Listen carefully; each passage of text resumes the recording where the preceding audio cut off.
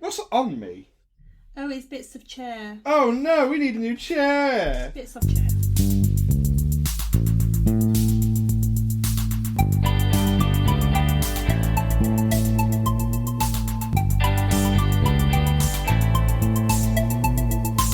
Welcome to the Biscuits and Blurays podcast, where we watch Blu-rays and the biscuit can.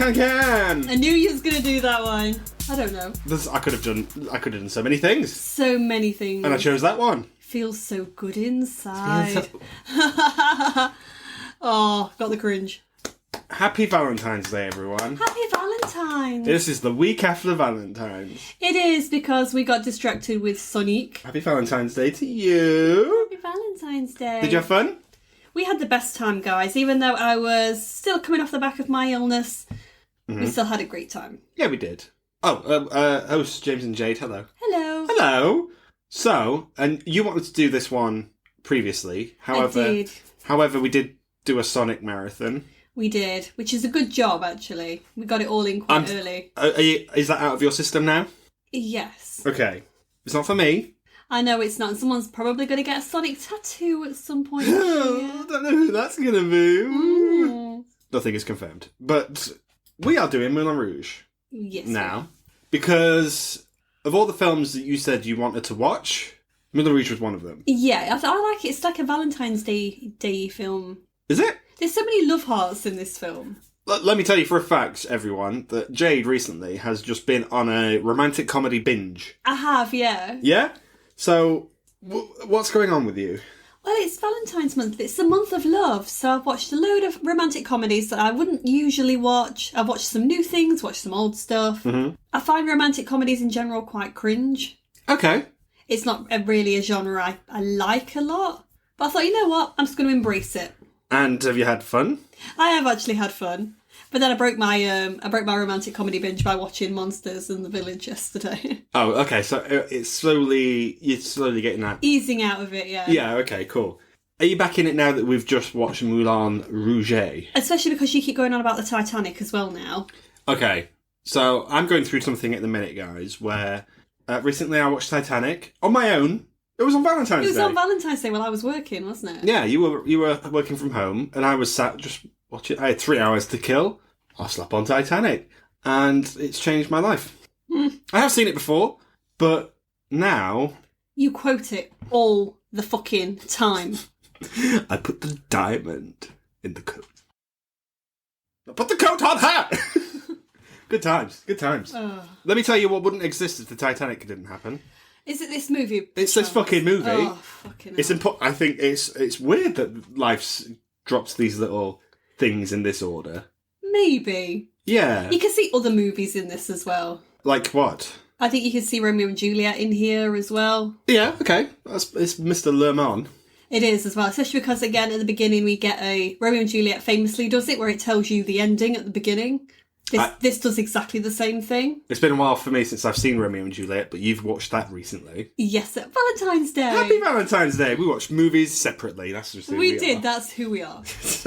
Okay, so going from that to this, are you just like, yeah, same guy? You can tell it's the same guy? Oh yeah, 100%. Is there even any point in hiding it?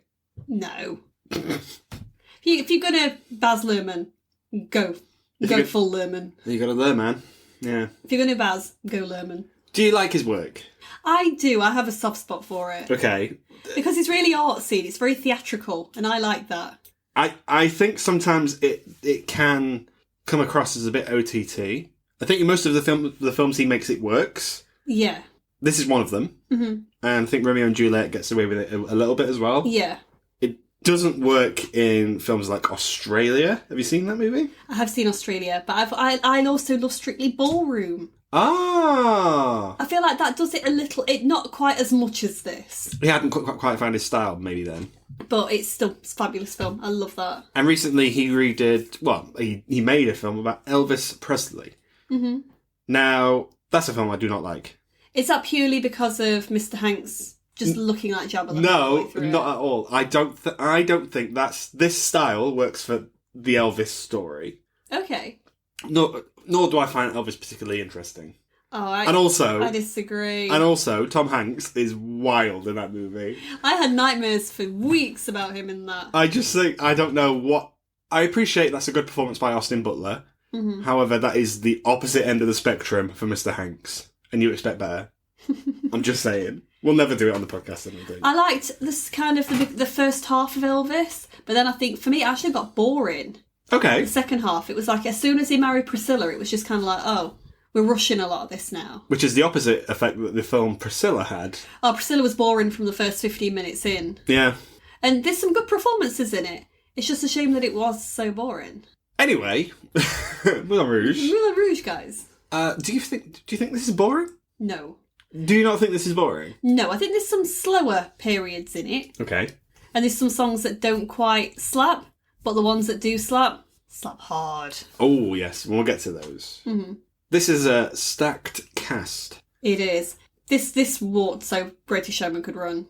But Titanic sank so Shut this could... Shut the fuck up about the fucking Titanic. Where's the lie? Where's the lie? How many times are you going to mention that fucking film throughout this? In this episode? Yes. It might come up again. Oh. I'm just saying. Was anyone in this that was also in Titanic? Probably not. Please, I hope not. No. Was John Leguizamo in there? No. He should have been. is what I'm saying. Mr. Ewan McGregor. Mm-hmm. You a fan of him? I am. Yeah, we like Mr. Ewan in this house. He has the high ground. He has the high ground in this one. It's mostly because he stood on top of an elephant. And he's in the penthouse of his hotel. Yeah. He's a singer in this. He is, and he's beautiful in this film. I've only seen 2 films where he does a song. The other one being that fucking abomination, Beauty and the Beast. Yes, but he's great in that. Well, really? Yeah, I think his vocals are great in that. Oh, his vocals are fine. Absolutely. Do you wish he'd sing more? Yes. Okay. In Star Wars? Yes. We need a Star Wars musical, guys. I think there is a Star Wars musical. There probably is, but we need an actual... Ewan McGregor. Okay. McGregor? Ewan McGregor Star Wars one. Okay. Nicole Kidman. Mm-hmm. You fan of her? I really like her. I know you don't really like her outside of this film, but I do. She's never done anything to offend me. I don't know. Outside of this film, I think her body of work's a bit bland. Is that fair to say? It depends. It depends what you kind of like. I like her in a lot of stuff. She's in Happy Feet. Great. She has happy feet in this. She does have happy feet until they're sad. Oh, sad. I've got nothing. No penguins in this? No. Elephants in this. Jim Broadbent is in this. He's fabulous. Welcome to the podcast. Is this the first time we spoke about you, Mr. Broadbent? Oh, you're fabulous. Broadbean, I always thought his name was. It is not. No, it's not. Set of pipes on him.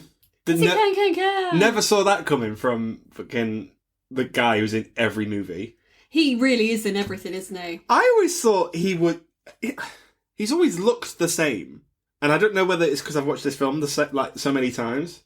Mm-hmm. Where if I think Jim Broadbent, I'm like, okay. How many times have you seen this film? I'd say a good handful.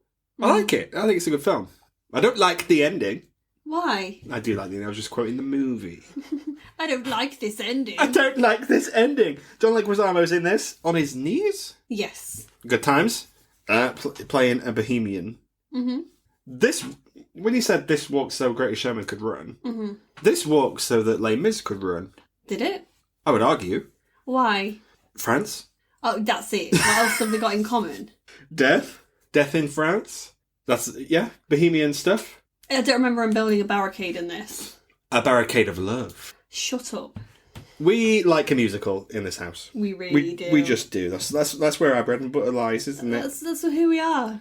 Are you a fan of a jukebox musical? It depends how it's done. Okay. I think sometimes it can come across as really cringy and really trashy. Would you care to explain for those who don't know what a jukebox musical is? So it's a musical that doesn't write any of its own songs. None of it's original. They use popular songs, just chopped in here and there to help move the story along. A famous one is probably Rock of Ages. Mamma Mia is another one that people love. Xanadu? Yeah, because everyone goes, oh, rock and roll musical, Xanadu. Like, Xanadu's a banger. It's got Gene Kelly in it. What do you want? Is Grease a jukebox musical? No. Okay. Not really. Not really, Because wrote for it, but they do have some songs. Some chopped in. Yeah, okay. But if you were... Yeah, Mamma Mia is a very good example. Mm-hmm. We haven't had one for a while, cinematically. Trying to think what's... I feel like the West End and Broadway seem to be popping out a lot of jukebox musicals at the moment. But it's easy. Like Cruel Intentions has just been brought to stage and they've done exactly the same thing and it just feels lazy. I appreciate the grind. Because if you're going to capitalise on an audience, why not? Why not do that? And, we did see Greatest Days. And Better Man is a jukebox musical. Yeah, but that's telling someone's life story, so it's a bit different, I guess. Yeah, but it's still a jukebox musical. And it's fucking shit. I like a jukebox musical. I really struggle with the word jukebox, turns out. Evidently. Yeah. The songs in this, how do you think it's a roller coaster? Do you think it tells a story? Yes. If you hadn't seen the film and you just had the soundtrack, would you have gone... I don't. I think it's quite weak, listening to it on its own, without the film. What? What do you mean? I've listened to the soundtrack on its own without the film before. Okay. And gone, this is a bit shit. Oh, I see. I think the visuals work in this film and the choreography, the colours, especially with that opening montage with the... The can. And the... Here we are now, entertainers. And that's fabulous. It works better in the movie Pan. I pretend you didn't say that. At one point we will do Pan, probably. Oh, no. Just for that, if not anything else. So you don't listen to any of this music? I do listen. I think I've got 2 of the songs from this film on my playlists. One of them being the Tango di Roxanne. Okay. Because I think that's better than the original. Okay. Oh, okay. And I will die on that hill. I'm pretty sure you're not alone on that hill. And I think I've got Rhythm of the Night as well. The Rhythm of the Night. The Rhythm of the Night. That's quite a sped up version. It's good for the gym or if you're working out. Is that not the same as This is the Rhythm of the Night? No, they're completely different songs. But they have the same title, so well done. I learned today. You learned something today. I don't mind a jukebox musical. I think it picks its songs well. Do you have any of the songs from this on your playlist? I really don't. However, I did make it my personality when I watched this as a teenager for a week because I thought, this is maybe this is what being Bohemian is like. You're a young man. You were out to find love. Yeah. What was your favourite song in this? It was Always. Don't disappoint me. I think I'm gonna disappoint you. It's not even a song in this. It's 2 songs in this. You know the bit with the... I now have a favourite song. Well, I'll explain. Fucking get to the point! So, you know the bit where they're singing The Children of the Revolution, but then the Green Fairy is just The Hills Are Alive with Sound of Music. The revolution. Yeah, she's Yeah, just all that bit, and they're walking down the stairs doing the madness dance or whatever. Fucking vibe. That 10 seconds used to be my favourite bit. Yeah, that's the vibe. However, growing up, I've aged, I've grown. It's spectacular. It's a banger. And it's not clever. It's not on the soundtrack. I wonder why. Because people don't want you to have it, probably. Why? Gives away the ending. It gives away the ending at the fucking start of the film. Yeah, but you don't know how you're going to get there. There was a boy. There was a boy. Yeah. A very strange, enchanted boy. And then, but the girl I loved is dead. It's okay, cool. Let's go on this journey with you, Mr. McGregor. And is it a vibe? Are you invested? Yes. How old were you when you first watched this? Ooh, I watched this when it first came out. So when did it come out? 2001, I want to say. Just after Titanic. maybe post Chicago. I will check this. Chicago. 2001. Of course, I was still at primary school when this came out. Okay. And I remember somebody gave a copy of this to my grandma. Okay. A dodgy version. I don't know where they got it from, but she seemed to have it. And she didn't like it for whatever reason, so she gave it to me. Mm-hmm. She was like, you might like this. And I was like, I do actually. This is all right. Was your grandma is she quite an old lady? Yes. I would imagine it would be the music would be the problem. Maybe, and I think it's again, that beginning bit, I think it could probably have put her off a little bit. It could get fucking motion sickness watching that shit. That's rowdy there. Turn the music down. Turn it down. I think it's fine, but once old people hear those first few bars of Smells Like Teen Spirit, I reckon it's over for them.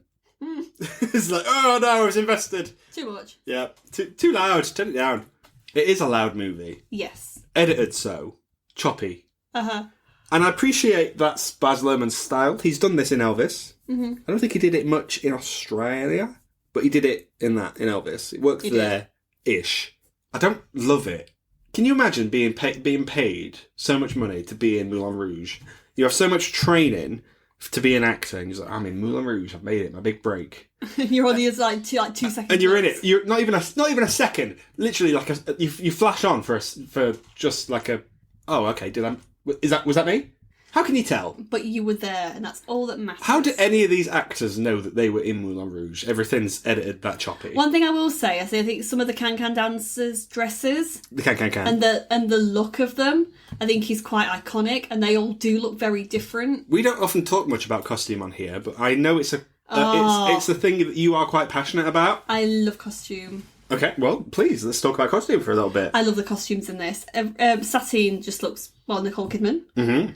Whoever dressed her deserves money, deserves awards. Yeah. She looks fabulous in everything she wears. In this movie? Yes. Yeah.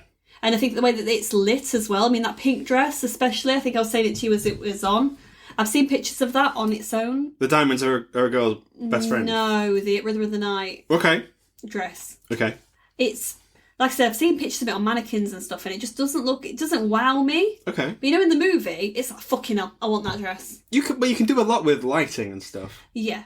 I think that's where the people's theatre background's coming out a little bit. Uh-huh. Because they know that the costumes are probably like, okay, how are we going to get the best out of this costume? Mm-hmm.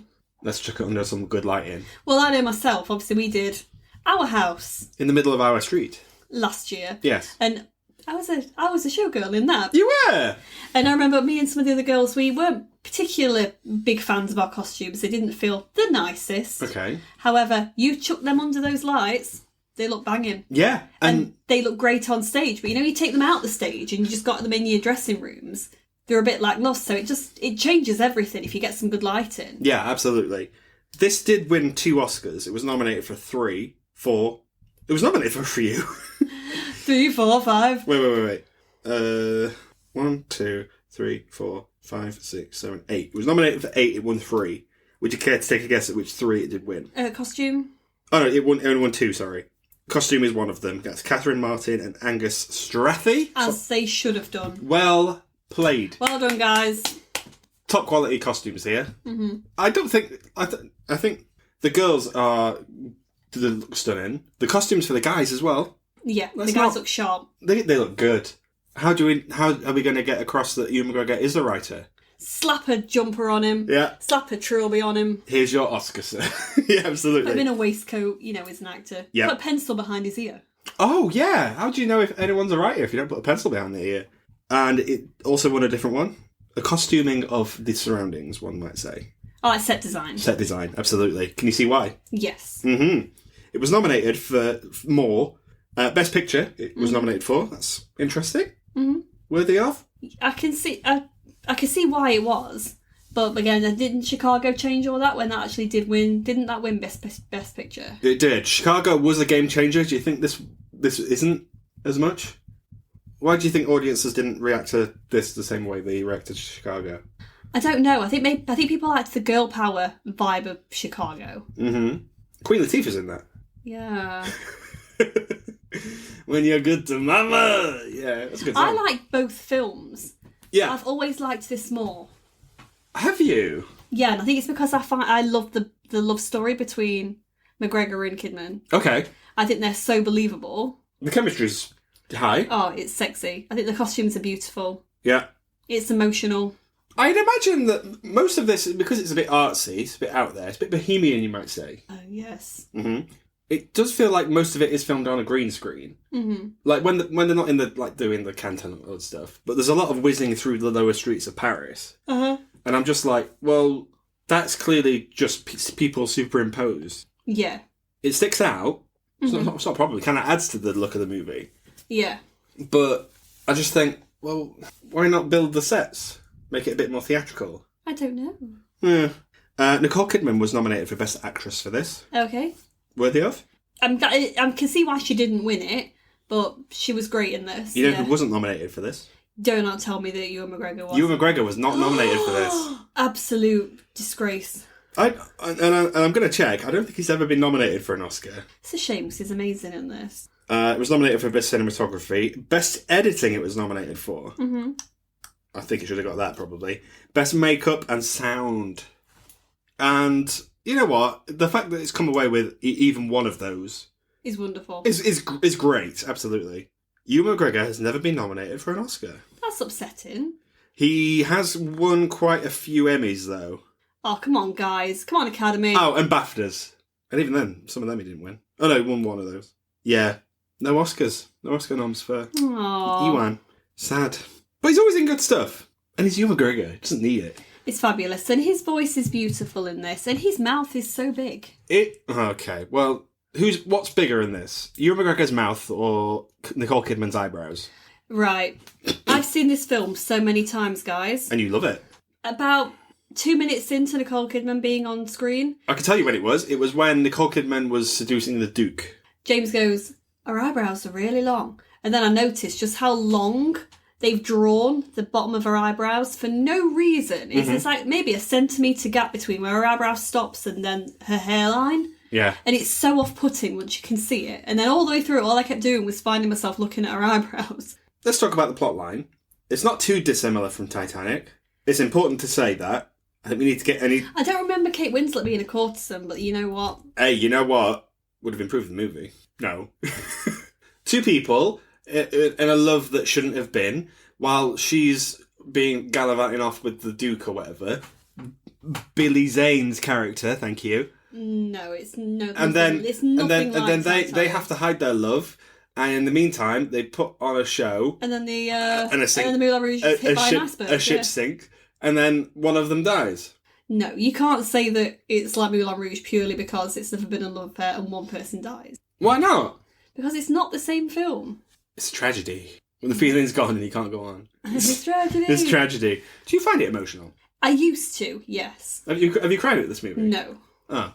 Do you not show emotions? Yes. Where are your emotions, Jade? I was crying at that fish earlier today. Oh my god, this fucking anglerfish.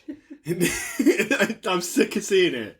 It's sad, I get it. We went to see the live. No, it didn't. There was probably many other factors. No, but no, James, no. Alright, fine. Oh so my god. So I do get upset, guys, at stuff. Just really random stuff. Really random shit, like that fucking fish. But you didn't cry at this either. I used to cry at this. I think the first time I watched it, I did cry at this. However, I've cried at much more interesting movies. Like La La Land, where you're completely inconsolable. Don't even start. That's not even funny. Those two deserved each other, and they didn't. And fucking. Ugh. Oh, and she didn't get Andrew Garfield in Stop. real life either. Stop Sorry. this. I don't care for this. Move on. No, because they haven't. No, you can't do that. That's not fair. Those two are only each other. Do you think this is a fun movie? Parts of it, yes, but then we said ourselves when the Tango de Roxanne came on. We have a dance! For a lot of people, that is their favourite scene in this. Probably because, as you said, it's quite operatic. But it's also incredibly dark. Particularly what comes later in that. Yeah. This is a 12. Mm-hmm. I don't think it should be a 12. You don't? What makes it 15 for you? It's risque. But you don't really see... You don't see anything. No. Right? I appreciate that. Last thing, I watched this when it came out in 2001. I was still at primary school, and I knew what was happening. Would blow my tiny mind. How old was you when you saw this? I would have been... For the first time I saw this, I was, I think, 15. Did it blow your tiny mind? Blew my tiny little mind. Was you? Richard Roxburgh, oh my gosh. The Duke, oh my gosh. He's Dracula in Van Helsing. He is Dracula in Van Helsing. It's important that we address that. Good villain. He's great. Not the main villain. Not even close. We'll talk about her. But... You hate her, don't you? What a cow. Sorry. It's very EastEnders, that. Yeah, so the whole plot line follows Christian. He's come to Paris to experience the Bohemian lifestyle. Yeah, can't quite get his foot in the door. No, he ends up meeting his neighbours upstairs, they work at the Moulin Rouge, and they're trying to get their Bohemian play, which is called Spectacular Spectacular, to be shown there. Yeah. So they think that the way that they can get their foot in the door is via Satine, because she is Harold Ziegler's favourite. Yep. That if Christian can maybe sway Satine, they'll get the show in. So they arrange for her and him to meet. Apparently, it looks like they probably didn't. No, it was just pure dumb luck. Yeah. At the same time, we've got this Duke who's looking to invest in the Moulin Rouge, and we get a bit of a switcheroo where accidentally Satine meets Christian, thinking he's the Duke, and he is not. I think the plot is quite convoluted. That bit especially. However, the film doesn't make it convoluted. No. But it moves so fast and at a pace that if you miss one bit of dialogue, you don't know what's going on. Yeah. The whole reason why they're there, I think, is convoluted. But then when you see that one dance number where both her and Harold are trying to say, oh, which one's the Duke? And yeah. It's the one that John Leguizamo is waving the napkin at. And then she looks around and is getting a napkin from Ewan McGregor. You can, as an audience, you can very clearly see how that's happened. Yeah. And it's exaggerated. Yes. It's quite good. It's quite good storytelling. Mm-hmm. But the thing is, that's a lot of plot in that space. Yeah, it may be like 10, 15 minutes. Yeah. Yeah, which does move a bit slower. It really drags its heels in the middle of this film. Mm-hmm. I didn't notice it before. I noticed it today. I think the whole film in as a whole goes quite fast because it's, 2 hours? Mm-hmm. And I was like, oh, we literally just pressed play. Mm-hmm. But that bit in the middle, my gosh. Is it when you get Come What May? Come What May, I don't mind because that's quite a nice song, I think. Is it Like a Virgin? Oh my gosh, yeah. I think that song could have been cut. Feels so good inside. But then we wouldn't have that. So, I don't know. I always skip it. Do you? If I'm by myself, yeah, I skip that one. It's not on the soundtrack, Ewan. Well, it's because it's wank. They're going for it. It's a big swing and a miss, but it's just not it's not a very sightly song, is it? This is obvious. I think we should need to address as well that this is now a musical actually on stage. Mm-hmm. Liberties have been taken. There's more songs added, I'd imagine. Yes, they brought it up to life a little bit. We've got more up-to-date songs like Shut Up and Dance With Me.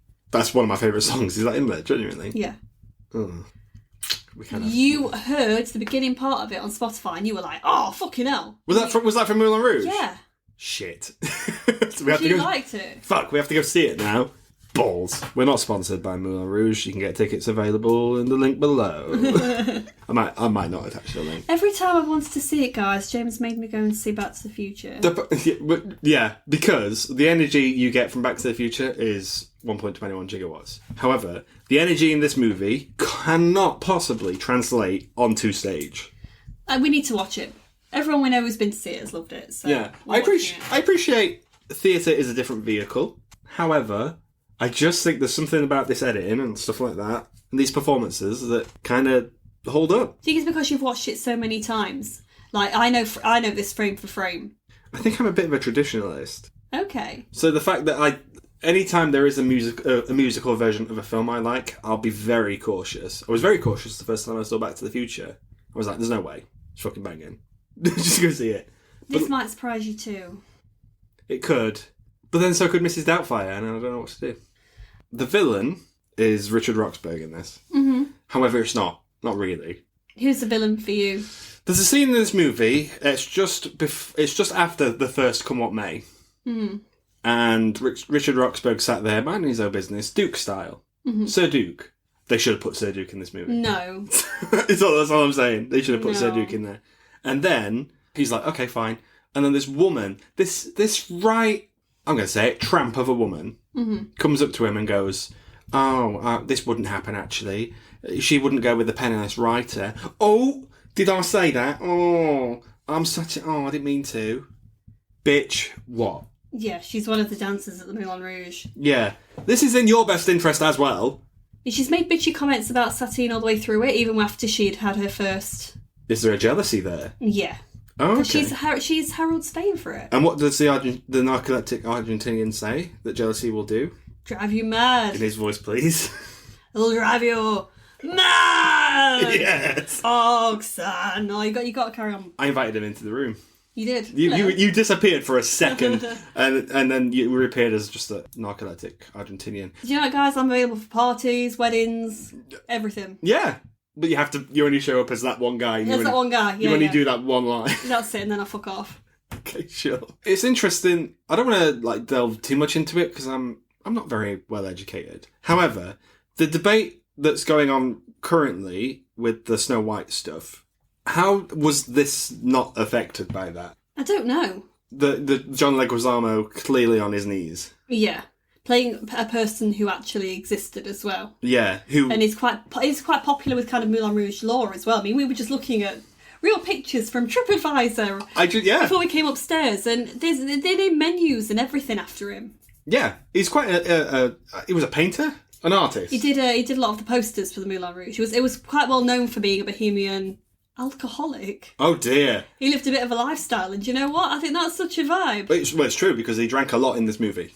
But it's strange because the movie does hire other actors. Of that ilk. Yeah, so I don't understand why they had Mr. John do it when you could have hired an actor to do it already.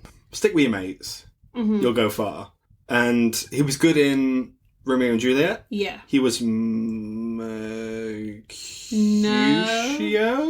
He was not... The other one. Oh my god.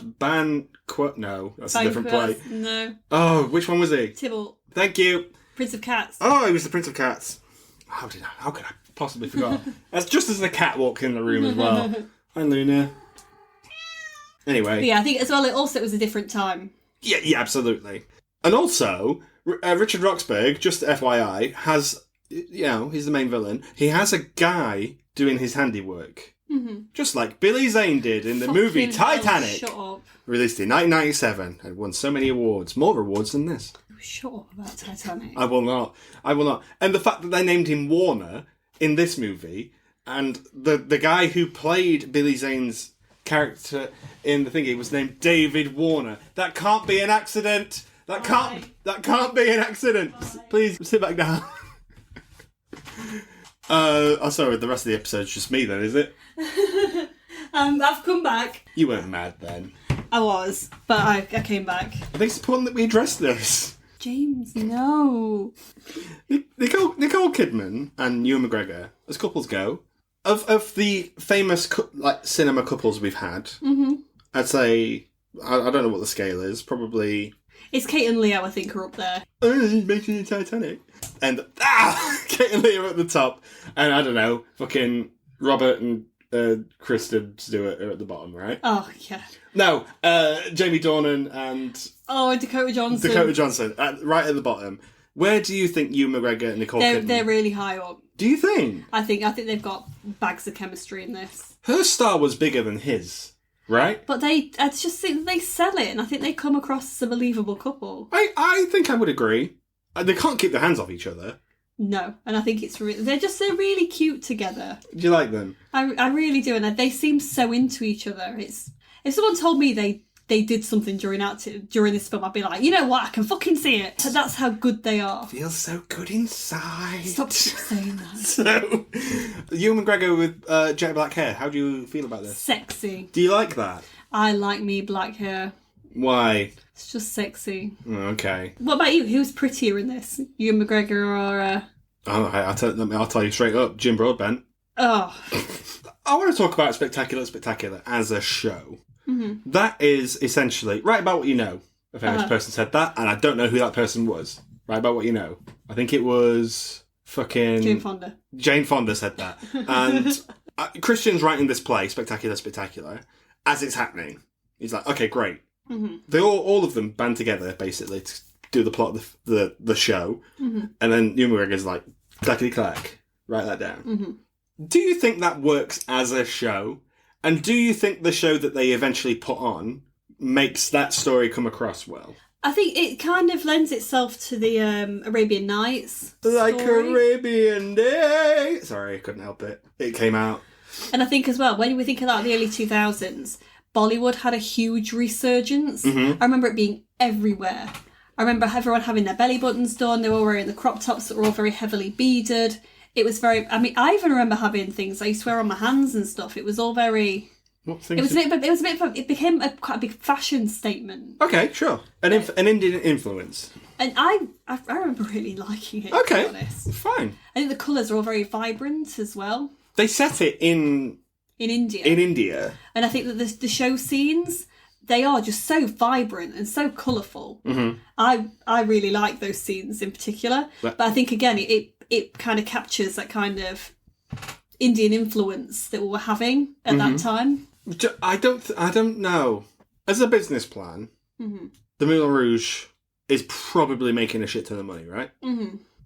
On the bar alone, I'd argue. Probably. And the girls are also making their own money. Oh, fucking Jim Broadbent's pimping everyone out. Mm-hmm. However, he then gets the idea, I'm going to make the Moulin Rouge a theatre. Now we know, as of today, that that's probably essentially what the Moulin Rouge is. The Moulin Rouge is a theatre. It's a theatre... It's a cabaret. Yeah, it's a cabaret bar, basically. Yeah. So you can eat a beautiful meal and watch a very sexy show. It's meal and a show. However, do you think that is making as much money as people... And the Moulin Rouge at the time was a place where people of high class and lower class, it didn't matter. People were just in there to have a good time. Mm-hmm. That can't be a good business practice to then go, tickets £20, you have to sit there and watch. I don't know. Maybe. By making it a cabaret, it's making it a little bit more high class. You can now take your wife to go and see it as well. It's a night out. No, bring your kids. You can have business meetings here because it becomes more. It falls more into art. Right. And again, you can have. You pay to be there. You pay to be seen.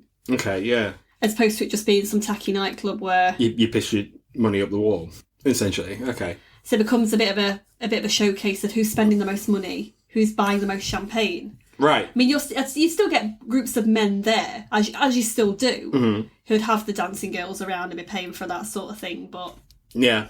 But it seems in this particular film, I don't know how they'd make that sort of money because it doesn't come across as dinner and a show. No. It's just a straight up theatre. It's a theatre. We would have put on our Bollywood infused spectacular musical. Mm-hmm.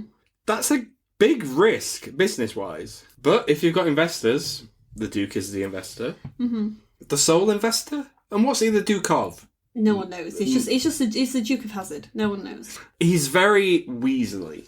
Yeah, he gives off that weasel. Maybe they're related. The Duke of Wesselton. Yeah. Wesselton. Yes. Yeah. When his hair flops up when he's dancing. It's a similar vibe. Is there something about that type of man that goes, yeah, you're the Duke? Maybe, like really weaselly, the kind of old aristocracy. Yeah. Then they can buy what they want because in reality, if he had no money like Christian, mm-hmm. women would not be interested. No. What's the message of the movie? It's about love. It's a story about love. Yeah. Love is a many splendid thing. Love lifts us up where we belong. All you need is love. Exactly. That's what Ewan McGregor says. It is. It's a love story at the end of the day. Mm-hmm. But it's kind of a better to have loved and lost and never loved at all is the kind of it's the kind of theme throughout. However, neither Christian or Satine are in a good place at the end of this film because Satine's dead. Right. And Christian's lost the will to live almost. Even writing about this story, he's still in like a pit of despair. In a different musical, Hamilton, mm-hmm. there's a theme of legacy.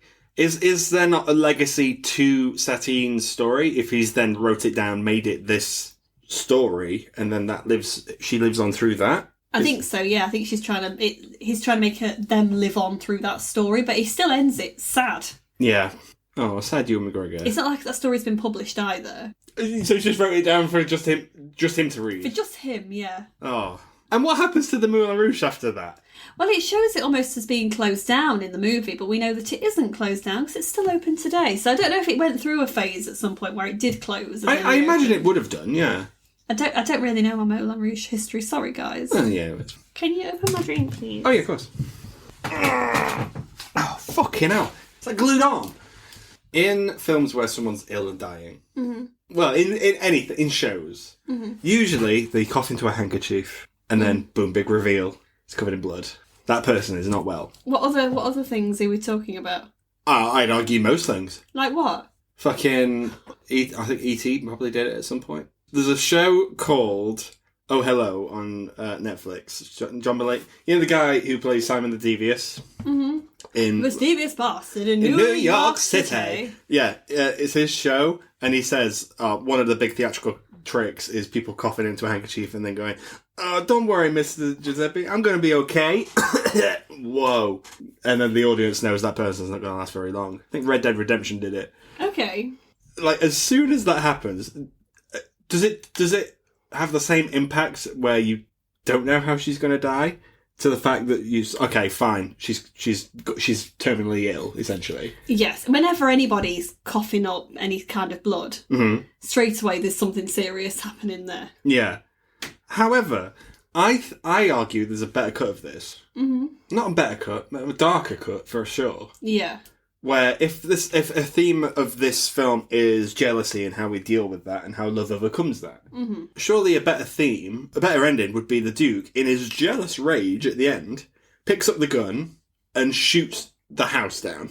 I'm glad we don't have that, to be fair. I appreciate that. I also think that would be a very nasty move. Yeah, because I don't think that's what the story's about. No. It's about, again, it's better to have loved and lost. Whereas he's not... The love he has with Satine is different. It's kind of that obsession, it's that ownership. They're never in love together. Mm-hmm. And I don't think he's truly in love with her. It's more of an ownership kind of deal. What, Ewan and... No, the Duke. The Duke, yeah.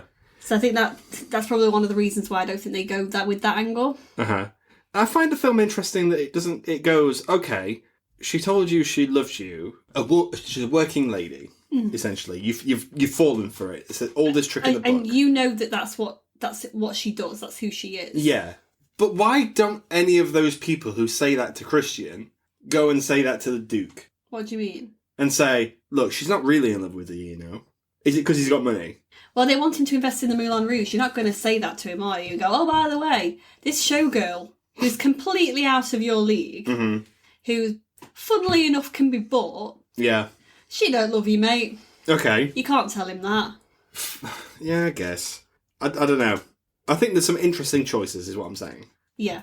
Let's talk the soundtrack, because we said before, it's a pretty good one. Yeah. Of all the artists in this, and a lot of them come off it quite well, you'd argue that most of the versions in this movie are better than the actual versions of songs. Yes. And what was your example? Roxanne. You don't have to put on your red light. My workplace used to play, like the radio station used to play Roxanne at about 10:30 every fucking morning. Okay. I hate that song. You hate Roxanne? It's a horrible song. It's so boring. It's the Police's best song, I No, argue. It's not. Every little thing she's magic. Oh, she's right. Yeah. Do you not like... Light? That's how he sings it. Absolutely not. All right, fine. No. Some good artists on this, though. T-Rex, they come off it well. Children of the Revolution, it's one of their best. Sound of Music, Rodgers and Hammerstein. They're just kind of like one-liners as opposed to a whole song, though. Do you know what I mean? Yeah. Sparkling Diamonds, Diamonds Are a girl's best friend, essentially. That's the Marilyn Monroe thing. Yeah, I like both versions of that song. Okay. Diamond Dogs, David Bowie. Nice. Rhythm of the Night. This is the rhythm of the night. Yeah. Different Rhythm of the Night. Your song, which is Mr. John. Right. Sorry if this is really... This is your hot take, by the way, so strap in, guys. Sorry if people don't like this. I personally have never liked your song, ever. Irrespective of who's singing it. Really? This one... Ewan's. It gets better as soon as they end up with the kind of operatic-y stuff when they're in the clouds. Yeah. That's, for me, is when it starts to pick up and I feel like I'm more invested in the song. Well, that's more old-timey Hollywood. Yeah, but other than that, I don't like the song. And I'm sorry. Wow. I don't like... Again, I've never liked anybody's version of it. I don't like how... The big thing is, like, he's saying the words, like, I don't have much money, but boy, if I did, and whatever. Then he turns around and sings that big note. My gift is my tongue. No. But you don't see him emote. Why have you turned him away from the camera? Because you can't see his mouth do that. Why not? He'd swallow his whole. Who was it who said the people... I think it was Howard Ashman and Alan Menken said that in musical theatre, people, when they have an overwhelming emotion, that's when they start to sing. Mm-hmm. I think Nicole Kidman does that more in this. Because she kind of talks a few times, you know, when she's going through her sickness and stuff. Or she's feeling quite hopeless. In her One Day I'll Fly Away one. Well, that, and there's a couple of times when she's when she's told she's dying. Yeah. And also I think beforehand where she's caught in the act with Christian. She kind of talks at the kind of looking away from the camera, but she emotes a lot. Okay. Do you know what I mean? Yeah. Yeah. I don't feel like McGregor gets the opportunity quite as much in this. Yeah. He broods a lot, though. Well, he's a writer. They often do. Yes. Yeah. Jim Broadbent, he gets his Show Must Go On. And he's got a set of pipes on him. That much is clear. However, he's doing Rex Harrison here. Yes, he is. He's sing-talking, isn't he? Those who don't know, check out, is it My Fair Lady? Is a prime example? Did he do, Dr. Dolittle. Dr. Dolittle's particularly bad for it. Talk to the animals. Talk to the animals. Yeah. There's a cut, have you seen that cut of that where he's got a seal as a baby, and then he's singing to it, and it's all lovey-dovey, and then he just yeets this seal off a cliff. No. Oh, I'm going to show it you. Guys, check it out. I think some of you might know what I'm talking about. It's not a real seal, but obviously he's singing to the seal because he's nursed it back to health or whatever. There's other ways you can put it back in the Sea Rex. Come on. Yeah, absolutely. Yeah. The Elephant Love Medley. That is a mixture of songs. A medley is a mixture of songs, people. Yeah, guys, I'm going to admit this right now. Oh no, not this as well. So, I first heard David Bowie's Heroes in the film Horns. That's the Daniel Radcliffe Juno Temple when movie. When did that come out? Horns? That was probably like 2008? 2013. Right, so I'm 33. Yeah. So the fact that I first heard that song then... Oh dear. Previously, I'd only ever heard it in Moulin Rouge. Mm-hmm. And I remember thinking, this song ain't all that. Heroes, one of the best songs ever written, by the way. Okay. It's not. It is. It's an alright song. I would be quick because it's David Bowie. Any opportunity. Oh, yeah, absolutely. Do lightning right now. Lightning right now. Throwing it back to our James and Giant Peach episode. Thank you. All You Need Is Love, Beatles. Not enough Beatles in this movie. Oh, yeah. I Was Made for Loving You, which it appears better in Fall Guy. Just One Night, Phil Collins. That's the thing, for me, I don't attribute these to entire... Because they're not entire songs, they're just the odd one-liners from already popular songs. So. I Will Always Love You's in there, though. Yeah, but that song goes on for about 10 hours, don't it? Oh, the Whitney one does, yeah. But the Dolly Parton one, banger. Oh, yes, I agree with that. Cool. Come What May is a original song, I think. I think it is as well. Are they going for the best original song in this? Maybe, but if anyone's listened to Come What May, not the end one, yeah, the other one. Oh, the one you get on the soundtrack. Oh, it goes. The beginning of it goes on for about 10 hours, and it's got like a really weird beat behind it. Yeah. Dun, dun, dun, yeah, it's got such a strange beat behind it. It's not easy to listen to, and I always think it's been a bit boring. You have to watch it as part of the montage with the, oh look, a little frog. But but you get rewarded though, because you do get Ewan McGregor doing his face as he's straining to get that note. Yeah, and he hits the high notes. I have the high notes like a virgin. Now you're a pathetic. I hate that song. You are a Madonna fan, and I like that Madonna song. Like a touch for the very first time. Feels so good inside. How that one doesn't do it for you in this? No, it does not slap. It never has. But again, a big swing and a miss. They went for it. They act all the way through it. But no lady's going to want a guy, sorry Duke, to scream at her during sex. Sorry. Well. Or to try, when you're trying to seduce them. Don't scream. Don't scream in their faces. Stop doing that. Yeah, it doesn't work. We don't like it. Well, he just doesn't like other people touching his things. The Show Must Go On, Queen. That comes off quite well.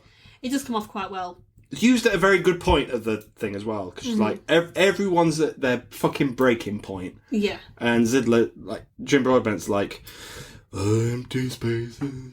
Rex Harrison sing. Until he busts out a note or two, but. He's no Freddie. And then he goes, on with the show, for no reason. Yeah, everything's going so well. Because we can. Fatboy Slim, what the fuck? And then, obviously, we didn't have it in the movie, but it is there. Mm-hmm. Voulez-vous coucher avec moi? What's it fucking called? Lady Marmalade. Thank you. Marmalade, you might argue. They just basically sing parts of it within that montage at the beginning. Were you caught up in the time when that song came out? Yes. I think it was Pink. I want to say Missy Elliott was in there. Missy Elliott was in there. Christina was in there. Lil Kim. Little Kim? Yeah. Lil Kim. Pink is spelled with an exclamation mark. All the girls, by the way, look fabulous in that music video. Well, yeah, because they just literally went onto the set and were like, I'm going to try that one on. Probably. They look great. They all do. Yeah, fair enough. But, I mean, I'm just showing it there. Christina's vocals slap in that film as well, just saying. She's a good singer regardless. Yeah, but you know, after you've heard all the others, and then she starts her little, like, warbling towards the end, and you're like, fucking hell, Christine, you didn't have to, but you did. Yeah, it's a completely different vibe to Celine Dion's "My Heart Will Go On," which was featured in the movie Titanic. However, it's a good old time. I like that song genuinely. What does Voulez-vous coucher avec moi?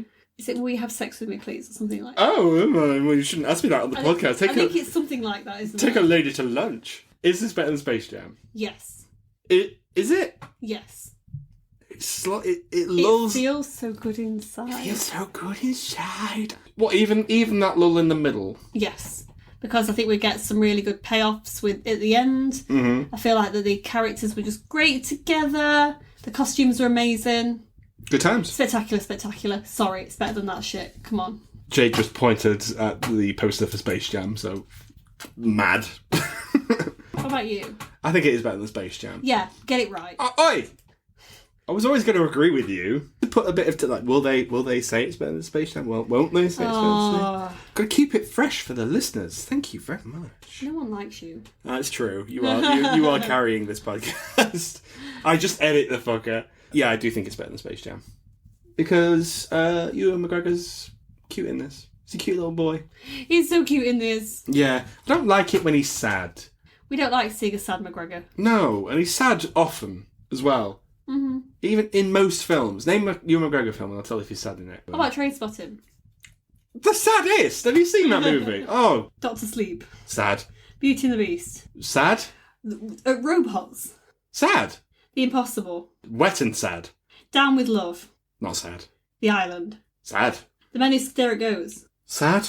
Salmon fishing in the Yemen. Oh, very, very happy actually. Maybe you like salmon. He just does sad well. Poor boy. Moulin Rouge. Mm-hmm. With the exclamation mark. So, Moulin Rouge! In the exclamation mark makes all the fucking difference, guys. That's how passionate we are. It's Moulin Rouge, but louder. Louder. Do you know what? I feel like I want to be the Green Fairy for Halloween. Kylie Minogue's in this. Vibe.